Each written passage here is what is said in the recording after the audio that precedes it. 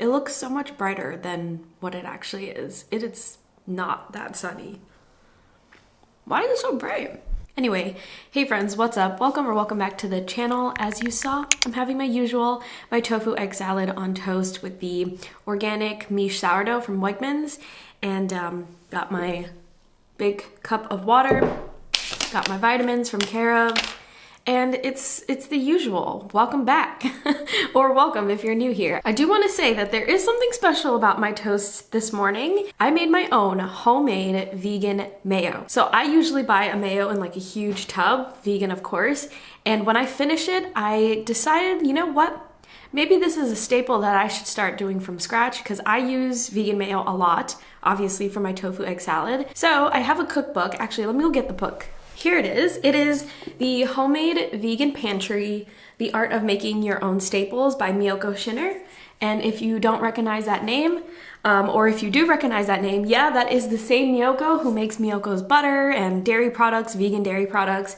And yeah, I have one of her cookbooks. I didn't know she had multiple, but I was told that there are multiple. And this one is specializing in making your own staples. So I used her vegan mayo recipe. It was so easy. The hardest thing was just like drizzling in the oil, but it was such an easy recipe and it came out tasting exactly like vegan mayo. I think the texture is not as fluffy, but that could have been my fault.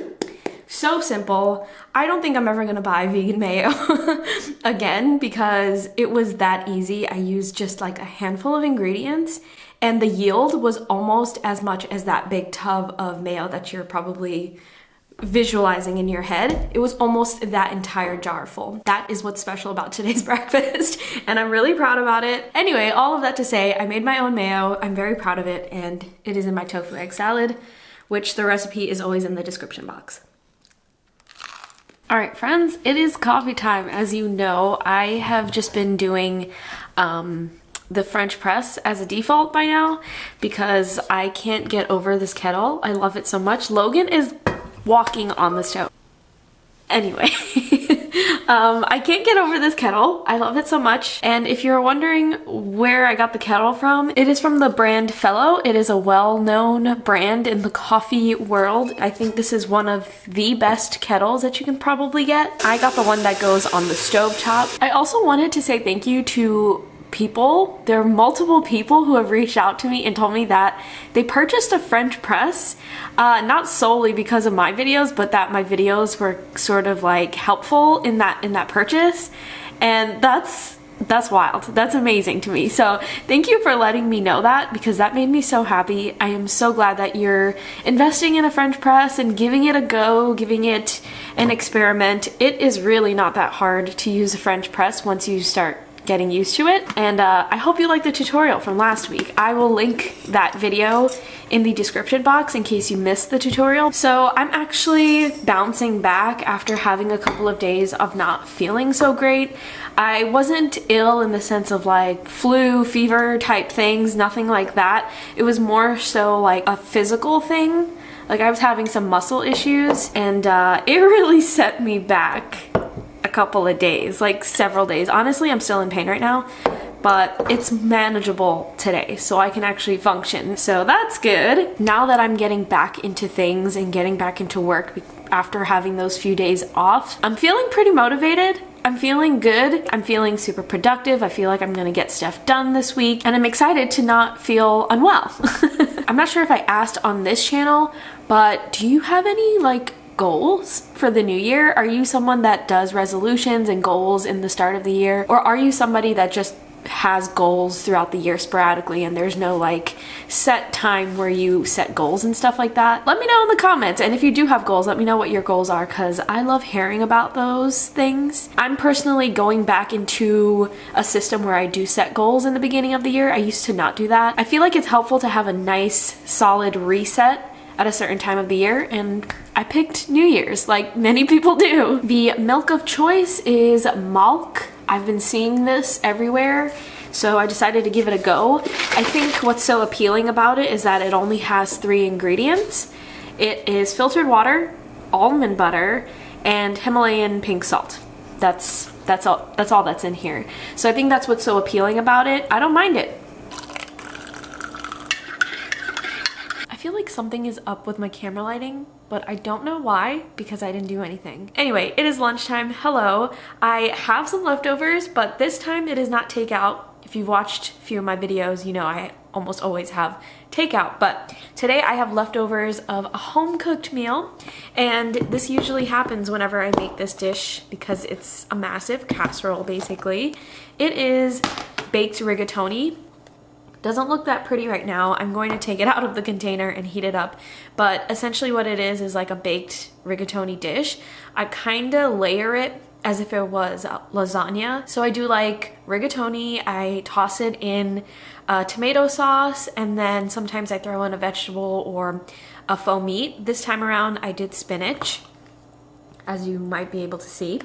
So yeah, I just did the pasta with spinach and tomato sauce, and then I make my tofu ricotta recipe, which is so spot on. I love that recipe because it's such an easy basic, but it tastes so good, and I've never had vegan ricotta like store-bought that tastes as good. So I use that recipe, which I'll link in the description box. I add a flax egg to the ricotta. It sort of solidifies when you're baking it, so it doesn't kind of like run all over the place when you put in the oven. And then I added vegan mozzarella, and then I just layer it as if it was a lasagna. I don't know if that even matters, if I should do that, but yeah. Baked rigatoni. Let me take a portion out because this is huge and hefty. Probably just have half of this. It is hefty. Oh my goodness, it's like heavy. That's what it looks like. Yeah, let me go heat this up. The bowl is really hot, but I want you to see like how the cheese melted. Oh my gosh, that looks so good. It smells really good too. Logan is here and he's totally trying to get my attention. Let's give this a taste.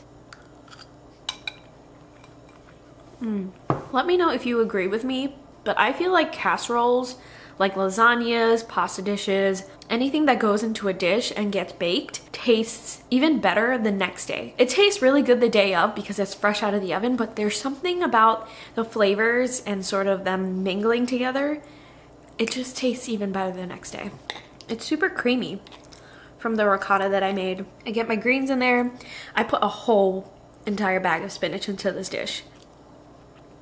Hey friends, it's actually earlier in the day. It's not too long after I had lunch, but I'm gonna be prepping dinner now because it's basically like a salad, a mayo-based salad, sort of like egg salad, etc. kind of thing. Whenever you have a recipe like that, you should make it in advance so that it sits and marinates for at least a few hours. So why am I out of breath? So basically I'm gonna be making dinner now so that it marinates for a few hours, and then when it's dinner time, it's gonna taste really great. The recipe that I'm going with is a curried chickpea salad. I'm looking down because I'm using a recipe book, a cookbook for this, and this cookbook is Simply Delicious Vegan by Caitlin Shoemaker. I'm sure you've heard of her. She's fantastic from my bowl. Yeah, and I really love her stuff. I have been trying to cook more out of cookbooks instead of using the internet or just coming up with something myself, and just to like bring some variety into my day. So I have been experimenting with cookbooks, and I have Caitlin Shoemaker's cookbook. So looks great. It's got a little bit more ingredients than what I would typically put in a chickpea salad or something like that, but I'm looking at the recipe and the recipe calls for 4 cups of chickpeas. And I just have 1 can of chickpeas, which probably will yield a cup and a half. So it is like a quarter. I have to quarter this recipe basically. So it's gonna be interesting. I think I'm gonna tweak it a little bit because it does call for raisins and cashew cream and stuff like that, and I'm not a fan of raisins. I am pretty intolerant to cashews, so I'm gonna tweak it just a teensy bit. I'm gonna get to prepping now. All of the ingredients are out of frame, so I'll likely put some clips in and then you'll hear from me from the voiceover. This is where the sun gets directly in my face, but as you're about to see, so basically what I did was chop up a very small portion of broccoli, carrots, and green onion.